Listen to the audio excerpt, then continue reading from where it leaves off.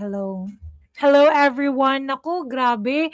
Real talk talaga. Sinabi ni VP Sara dito, guys. Alam mo yung ang hirap talaga sa politika, no? Kasi hindi mo talaga alam kung kailan ka tatraydurin, no? Kung kaibigan, hindi mo talaga alam kung sino yung totoong mga kaibigan mo, sa side mo, kung sino yung totoong talaga na sumusuporta sa'yo. Ito, pakinggan natin si VP Sara.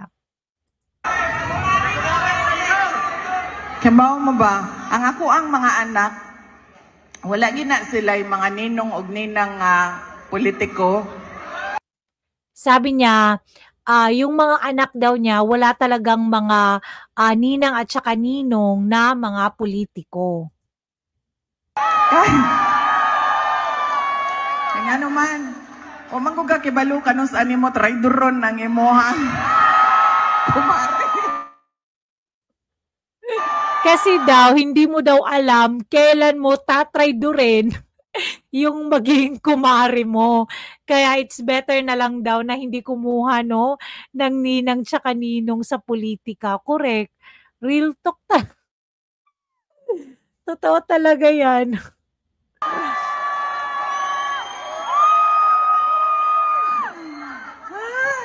Paitan ng kinabuhian eh.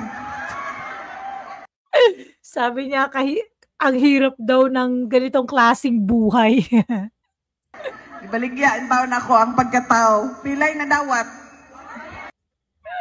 Binenta daw yung pagkatao niya. Binenta talaga. Magkano daw yung napala or magkano daw yung nakuha natin or nila, no? Diyan sa Zamboanga yata yan eh. 150 million? Sa mga congressman. 150 million. Lahat ng pumirma sa impeachment. Muna ang ako ang ingon anang kuan. Kay daghan bitaw tinuod walay binuang. Daghan ang mga nagsulti, uy pasensya na. Di kanang kinahanglan magud ni namo buhaton kay moabot na manggod ang eleksyon wa mi kwarta. Huna-huna. Oh, sabi daw marami daw talaga totoo talaga daw 'to. Marami daw talaga nag-reach out sa kanya at nagsabi, "Hoy, pasensya na ha. Kailangan talaga naming gawin 'to kasi mag-i-eleksyon na, wala kaming pera." Kasi 'di ba, hindi bibigyan ng budget kung hindi ka pipirma sa impeachment. Nauna pa nako. Wala gani kay kwarta, wa pa kay prinsipyo.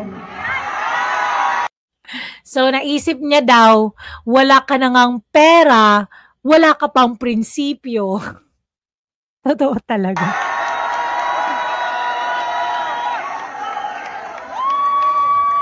Diba?